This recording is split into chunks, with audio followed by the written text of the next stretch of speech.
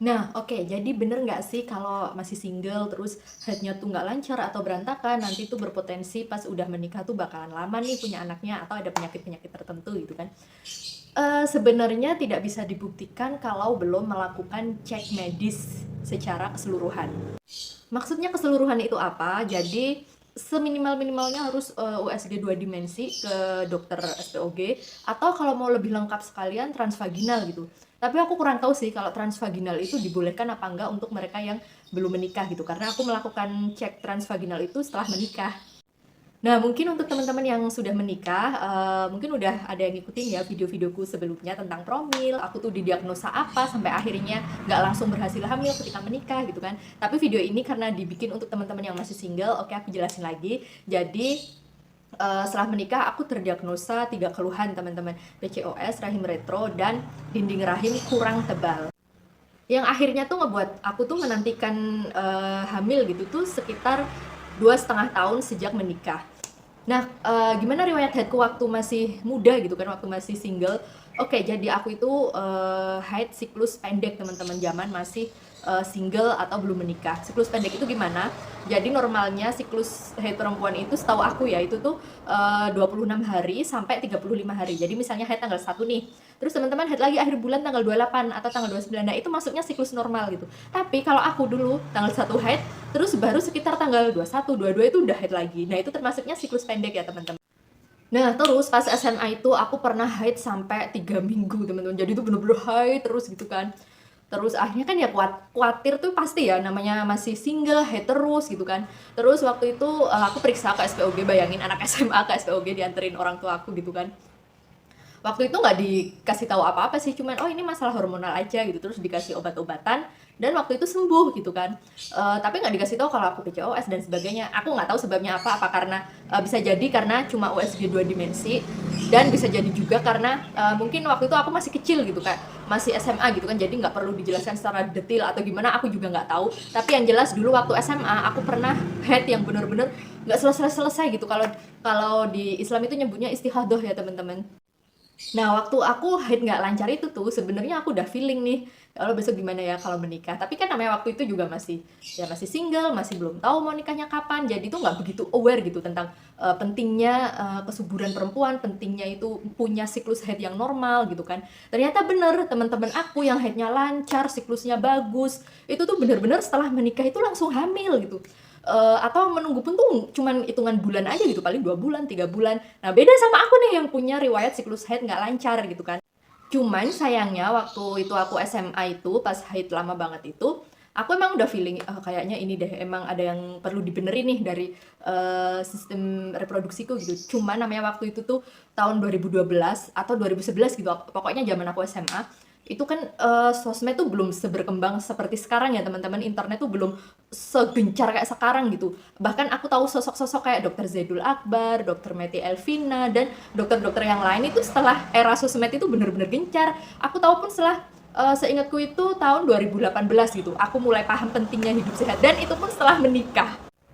Jadi kalau aja waktu itu, waktu zaman aku SMA, aku mulai terdeteksi haid nggak lancar dan sebagainya itu, zaman udah kayak sekarang, kita tuh kayak bisa langsung melihat postingan dokter-dokter yang punya Instagram, punya YouTube, itu yang mereka kan sering banget ya mengkampanyekan pentingnya hidup sehat, apalagi dokter Meti Alvina tuh, itu cocok banget diikutin sejak zaman single itu, pentingnya perempuan itu tuh menjaga apa yang dia lakukan dan dia makan sejak jauh-jauh hari sebelum menikah gitu. Jadi kalau aja aku tuh udah tahu info itu sejak dulu, aku pasti akan mulai melakukan tuh sejak dulu gitu. Aku akan mulai sebisa mungkin ya mulai makan sehat, walaupun mungkin nggak sepenuhnya itu tuh sejak dulu gitu. Tapi ya namanya ya zaman dulu sosial media belum begitu berkembang. Jadi ya udah aku cuman khawatir aja tapi nggak ngelakuin apa-apa gitu karena belum tahu ilmunya.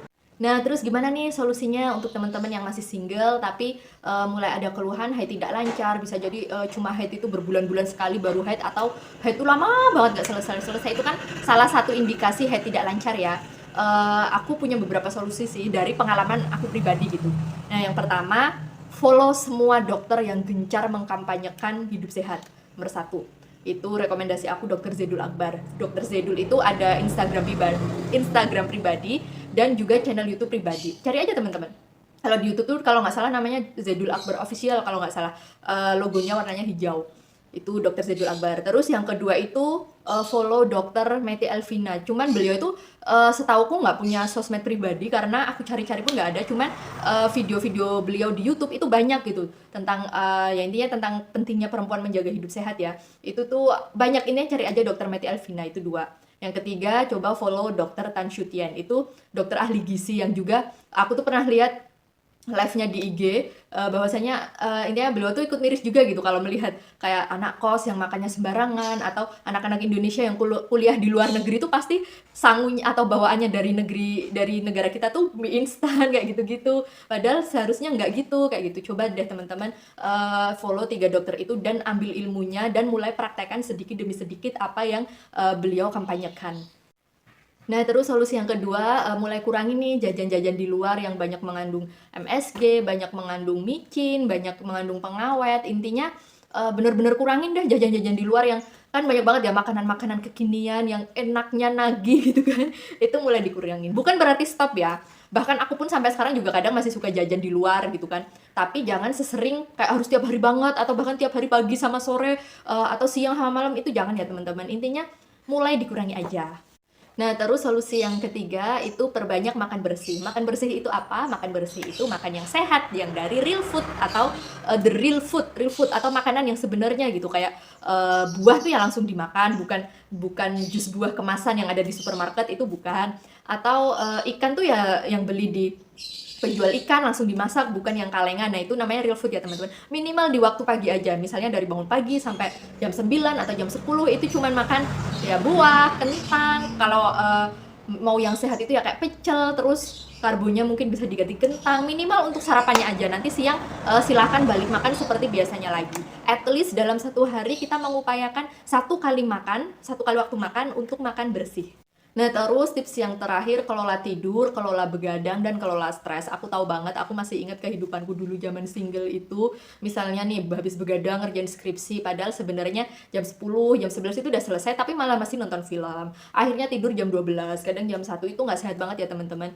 Bahkan kalau bisa itu sebisa mungkin mulai tidur tuh ya sewajarnya seperti yang orang normal aja gitu ya. Itu kalau rekomendasinya kan sehabis isya ya, atau maksimal jam 9 sampai subuh atau sebelum subuh. Dicoba deh, nanti bener-bener ngefek kok. Nah, tips-tips yang aku lakukan itu tuh emang kayak terkesan kayak promil, orang kita aja belum tahu nikahnya kapan gitu kan, belum tahu nikahnya sama siapa.